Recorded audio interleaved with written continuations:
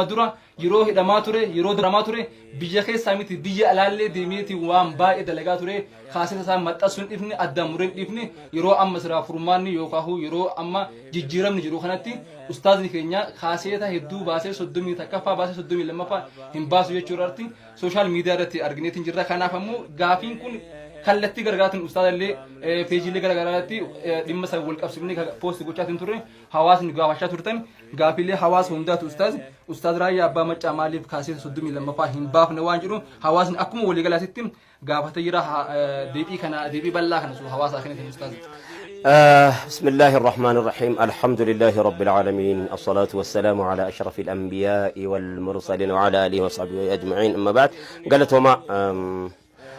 غافي كان ناديسو كيسانيف وقسمس كاميرا من كان دبجرو استاذ منشد انجينير عبد الرحمن حسين قالت وما غافي كان ناديسو اسنيس وحيدي بمتان جدي يادا وندي دبمتان مالي غافي تنتي دمات تا يمكن اكما نتي دمات جرو نموني اني مرتي كان امباسو وني جدامو انجرو yoo gadi baasuu dhiifnes gungumaa deemuun dhiifnuun siin jedhe awwaluma nuti warri waa barreessuu kanis immoo waa jejjechuu kana rabbiin urka kaa'e kuni akkatti indinnee hafnuun qabnu of keessatti gadi gungumuu ta'a malee abadan yoo alatti gadi gungumuu dhiifne dhiisuu hin dandeenyu nun usisiisu nun callisiisu akkaataatu nun callisiifne kun akkasitti nu hubatamuu qaba lammaffaa CD amma dura CD qofatu hin ta'in kaaseettu marraa jalqabee irra caala horiin itti baasa namni naan beeku itti argataa jira nasiyaa itti argataa jira nasiyaa ani hamman umna argadhetti inuman baaseetu magadhiisa kana immoo ragaan isaa CD fi kaasetti makiinaa sadii awwaalchise dhiyeenya kana gibbii maali magaazinan kireeffadhee itti huduma sana kafaluu bakka humnaa ol taanaan achi keessaa baasee gibbii fidee gibbiin dhiphannaan fuudhee makiinaa sadii awwaalchisee amma gara makiinaa lamaa kan ta'u jira gibbii koo keessa darbuun nama raree jennaan lafa kaa'e inni lammaffaa inni dura akkuma kanatti siidiin hawaasa bira ga'aa jira malee sagaleen hawaasa bira ga'aa jira inni jedhu abdiin qaba lammaffaa hawaasnis jaallatee waan sana dhaggeeffataa jira dhaggeeffatuu isaa an karaa fedhen hawaasaa ga'u ittuma ga'uu isaatti naa joman ture akkasuma wajjiniini horiif hin hojjedhu garuu horii na barbaachisa nan rakkadhe maal rakkatte yoo jette bara dheengaddaa gareen keenya Abdurrahman Hussein beeka gareen keenya ijoolleen Ahmadiin Jabal Kaamil Shamsuu Sufiyaan kaasetii CD 50 hawaasa keenya biraan sii geenyaa jennaan baroodha jedheen CD 50 maxxansuu taatii fi gatii galmaatii fi gatii waan adda addaa baasii isaatii wajjin qarshii 467 baafneeti maxxansinee eebbisiifne eebba sana irratti waadaanuu seene ummanni asii shaaqaatti jimmatti waadaanuu seene sana maqaana balleesse ana maqaana balleesse maqaa gargaarsa tokko CD tokko ana hawaasaaf hin gargaarsa kenne CD awwala 30ffaa CDin gargaarsa kenne sana shilingii tokko natti kenne CD ani immoo CD 31ffaa shilingii natti kenne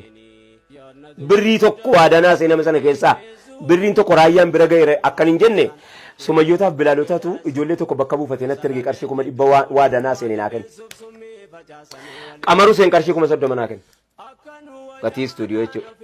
hangas kana achi namni shilingii tokko natti kenne gaafsan garuu ustaaz qarshii gara miiliyoona 4 dhihaatutu guurame walii galatti hatta guurame tun ta'e waadaa seename dubbatame san qofa yoo son taane hatta manalleen ijaarraa fi jedhan naan ijaarin ani mana maalin itti godhan waa takkallee birrii tokkon sin jedhe wallahi alazim shilingiin tokko raayyaan bira galee yeroo jedhan ittiin gaafatamu na warri 500 kara baharraa kara eessaarraa namu waadaa seene miti waadaa seene sana ani maqaan itti dhabe obboleessi kan koo Abdulaziz obboleessi kan koo arrabooda maqaan si badeeraa yoo qarshiin kun siin galle ta'e arrabooda خلاص دومتي تا وانجلو إرجعوا إنما تنا نادا بيرتي وبليسي كم كوتا إني جابوا مثلا شكّي هنقلوا كوبت قبته إيه وانت يكوب قبته يعني بيك نمي توكو توكو بيك ولي يدا وي بيك أبيك إتليني الركان كي جابوا مثلا الرا جلك أبي مدرسة نو إيجاري جتون أما مساجد ني يرون كايمو حضراتو كودا كي أتومي كارينو قلت جتون أما ريف نرى أبتنا كل وان كم نبراني madrasaaleen namni hajjii naa geessinaan jedhu bara dheengaddaa gara nama meeqaannatti dhufe gara nama meeqaannatti dhufe waan an horii qabu si'anii kun na rakkisee ummanni inni bakkeedhaan na beeku horii gargaarsaaf natti kennan birrii miliyoona gaafa nuti hawaasa buqqa'e riippoortii gargaarsa isaa hunda isaa of hirkaa qabna riippoortii garii nama ja'a beeka horiin harka gale horii ba'e nama ja'a beeka sii galte even kan koo kaniin hamma dura lafa kaayyadhe leenaa nan bifne sii galee riippoortii isaa lafaa qabna hunda isaayyuu riippoortii isaa lafaa qabna akka jiruuni gabaasaa turre si hin gabaafna si barbaachisaa taanaani hundi keenya kan namni ja'a beeku ana Ahmadiin Jabal Kaamil Shamsuutii fi Sufiyaan Usmaaniif Jamaala Lijiitiif Haydar Kadirtu beeka waan kana. Horii gaafa duraanuu galchan sanaarraa ka'eetii tarii namni horii qabdana se'ee ta'ee annaan galle gaafa duraas Hamzaa Booranaa biratti galma yaada ustaazota keenyaa galmaan geenyaa jedhanii gurupiin ijaaramee horii walitti qabamee achitti badu nyaatamu shilingiin tokko na dhaqqabne. Ana maqaan na badaa wayin hojjedhe yeroon hojjedhe hunda namni maal naan jedhe si fakkaata horii galii bira galaa naan jedhe. Ani waan tokko iyyuu hin argu. Garii horii bira galaa jedhee namni ajjina geessi masjida nuu jaari madrasaa nuu jaari jedhee na cinqa. Amma na rakkadhe bara dheengaddaa CD 50 maxxanfame. 50 keessaa CD 100 caalaa uummata bira hin dhayne. CD 49 lafa jira. Gatuuf hin deema amma kunoo darbuuf hin deemu. Hawaasa na adabeen jedha hangama kanaan. Hawaasuma kan koon na adabeen jedha. Adaba hawaasa kooti moo qeebaluun dirqama kooti. Maxxansuun sirriin turre. Nama qabna yookaanis immoo nama bakka nuu buun nama ispoonsara nuu ta'u wayii qabna seeneeti maxxansinee itti kasaarre bara kana immoo eega uummanni feesbuukii irratti yaada adda addaa kaase barreesseera sagalee garuu naqee waraabne. Maaliif jedhe eesiifan deebisa maaliif jedhe maaliif sagalee amma waraabbarre almost dhiyeenya kana as halkan isan daamu haadaraadhaa dhufe halkan yerootti fudhadheetan barreessaa jira barreesse amma ta'e tokko deeme barreesse illee amma tokko deeme jedhe immoo na waraaba yoo waraabe maaliin na hawaasa biraan ga'a jechuun akkamittiin itti qica yaaliidhaaf waan kaasetti daqiiqaa 6 tokko gaaf tokko waraabeen amma darbe peejii irratti gadhiise namni karaa kana irratti sagalee keetii dhugumaa shakkee dhugumaa kun keetii jedha ahaa kun yoo ati waan hojjettu kana beekamtii kennite ilaana gootee eebba sagantaa eebba ilaana gootee sagantaa kana hawaasa irratti miidiyaadhaan dhageessifteen alaa siin dhaga'amu hin beekamu kana rakkadheetanii kanas waraabuurra jedhee dhiisee taa'aa jira jechuudha. Ustaaz akka nama hangafa aartii tokkotti illee mee furmaan isaa jechuun amma namoonni hedduu munashidoonni hedduun namoonni akka Ustaaz Injiinar Abdurrahmaan Hussein illee ta'ee namoonni biraallee hedduun sirraa qabsiifatanii kana ifaaf bilee sana hundi deemu jira. Akka laalutti ati fi dukkana deemaa warroota munashidaa fi aartistii hunda akka waan nama baatirii duubatti ibsaatiin ofii keetii dukkana deemtuu inni itti fakkaata. Karaa haaraa karaa takkaan bocamne boccee deemtee ofii keetis irra deemtee akkasuma aartistoota biraallee irra deemsisee jirta. Rabbi mindaa kafaluu mee kanuma wal qabsiisi aartist akkamiin ilaaltaa furmaan waan kana akkam ta'uu qaba akka nama aartiin akka aartii yoo uummanni dhiisee hawaasni dhiisee akkatti hafuun qabu. Akka wanni hin hafneef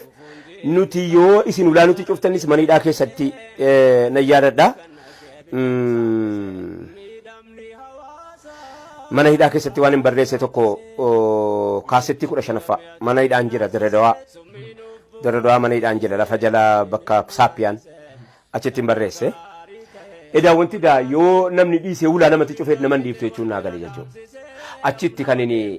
obbolummaa jedhee jennee wanni nu waywaannu furmaata barbaaduuf mee wala barbaannu jedhee achi keessatti kan hin barreesse mana hidhaa keessatti. Maal irratti barreessite naan poolisiidhaa yakkan hojjedhe maal inni poolisiidhaa qarshii 10 kenninaanis kilittonaa fide. Dukkana ture yeroo asrii naa ifa darbee naa ifa sana keessa kaartoonii jedhanii ani irra bulu kaartooniin irra bulu irratti ani barreesse. Gaafa mana hidhaatii bahu kaartoonii biraa fideetan kaartoonii sana fudhadhee bahe. Namatti illee hin dubbanne ati yoo namni namatti qollofaa ooles hin naman dhiisu. Artiin naman dhiisu.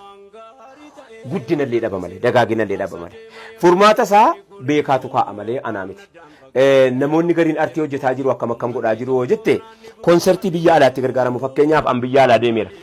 Biyya alaa deemtee maal hojjetattee dhufte dhuunfaa keetti maal hojjette ilmaan qabdaa yoo jette waan tokkoon hojjetanneen biyya alaa nan deema dhuguudha. Warra na gargaaree zabana tokko na gargaare keessaa uummata Qaxari. Uummanni Qaxarii Idaawen utuun beekin idaawen irraa kaffalan. Qamaru seentu beeka idatti sana waan isin taate ana amma asirratti dubbachuu barbaada. Kana achi namoonni tolanuu yaadan injiranu jechuu miti baay'ee tolanuu yaadu namoonni baay'ee nu gargaaranu jiru hundi isaaniitu hagalatooman furmaata egeree bitiif isa jedhu akkamitti aartiin guddate isa jedhu yeroo dhumati addunyaan maal godhataa jira seetaappii intarneetii jira kan sagalee atileetii weebsaayitii leexee horii kaffaltee achirraa qicattu jira. Addunyaan kanatti gargaaramaa jira CDs dhisee kaasettis dhisee yoo sagalee nama tokko barbaadde moobaayilii irraa dabarfachuun biyya Ameerikaanii biyya intinii keessatti injiru amma biyyootuma guddatan keessa injiru maal godhu weebsaayitii dhaqaniiti hisaaba kaffalanii namnichi kun taabee hojjete jedhaniiti achirraa qicatu gara fuulduraatti dagaagidii yoo bakka sana ga'e artiinis bakka sana duukaa ga'a kalla ergaan ammayyii irratti dhaammadhu hawaasni gara quraanaa deebi'u. ما ينسيدين إني رابطانا يقطع مثلوا ما ركنيتي مالي صار رابطانا يقال لي ولي نوتي واباسا ولوفي ركنيتي با مالي نمني قرآن الراح شاغلا مجنيتي متي مالي نمني قرآن إيسي وكان عبادة ديسي شاغلا مجنيتي متي نوتي إرغان نوتي أتشتي جيزو الحمد لله هم يوانا غرانا ما كما تقو أولي سبب أني منزوما أني باسو غري إسلاما كما تقو أولي غانا سنبيكو تلقو سكوتين بيكو مالي بكاد داتي أمنتينا قبتير akka fakkeenyaaf akka kaasetii digdamaffaa kaasetii digdamii tokkoffaa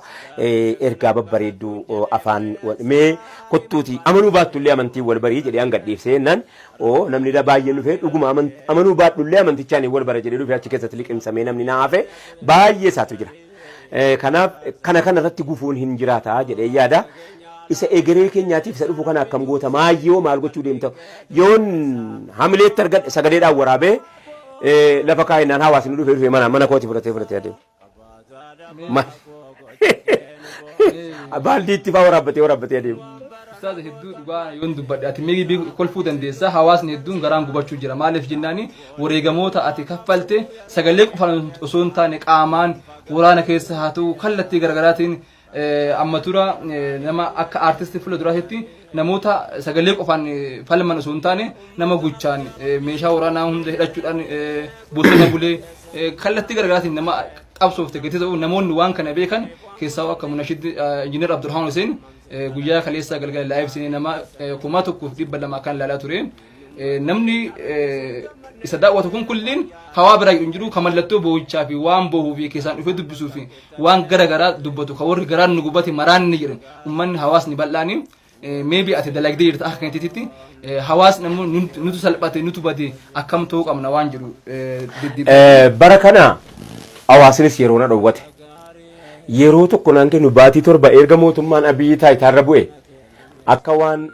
nu malee agartee sadarkaanii sagantaan biraan hojjetamne wayii agartee akka waan nu malee masjiidin ijaaramne akka waan nu malee madrasaan hin ijaaramne kutaaleen biyya kana yoo hin dhayne jedhame Booranaa fi Baalee qofan hin dhayne sababa jarri Booranni sagantaa biraatti wala sababa bubu'een hin dhaquu dhabe Baaleen immoo sagantaa kana qofatti hin fayyadamne bara kana keessa waa'ee hawaasa walitti fiduu irratti hin fayyadamne waan kana achi hawaasuma yeroo na dhorkate baatii torba karaaraan deema. Sanquu sultan ustaaz kana wal qabsuudhaani bara baranaa kana maatii kan keetiin yookaan ijoollee tantee guyyaan ati qabdu bal'inaan dilbataa fi sanbata guddaa kanneen lamaan an hin jiru takka jumaan baha wallahi barana na rabbuma nu gargaare namni tokko illee nu gargaare hin beeku. Ofumaa keenyaaf iyyee taabbanna ofumaaf shoffarraa ofumaaf iyyee naqannaa ofumaaf iyyee bulannaa ofumaaf iyyee wanta goonituma ofirratti hirkanneetuma deemna maaliif jennaan hawaasni hiree kana kadhannee arganne yaa rabbi gooftaa koo hiree hawaasa keenyaa wajjin walitti ba'uu nuu kenni jennee kadhannee arganne waan ta'eef ta'aabnee itti kaffalleetuma ofii keenya namni illee maal hojjetu maaliin baasii godhataa jirtan namni nuun jedhu hin jiru rahmaaniin malee rabbiin immoo humna nuu kenne alhamdulillahi rabbil alamin galanni kan saati namni mana keessaa na cinqu hin jiru haadha manaa kootiin na gargaara ana gargaarsa akkamiina gargaarti nan cinqe kana godhi naan hin jettu deemtee maaliif achitti hafte naan hin jettu waan hin deemeef waan beektuuf maaliif ijoollee keetiin walii argite ana akkana naan goone naan hin jenne takka waggarii damana wajjin hin jirtu sababa daawaatii jecha guyya tokko natti hin qufaatu guyya tokko na gargaarsa cimaa isaa siin na gargaarsa kanaaf waa tokko natti hin fakkaatu Ustaaz gaafiin keenya yoo kaasni gaa hedduu bal'aadha maal jenna seenaan kan keellee bal'aadha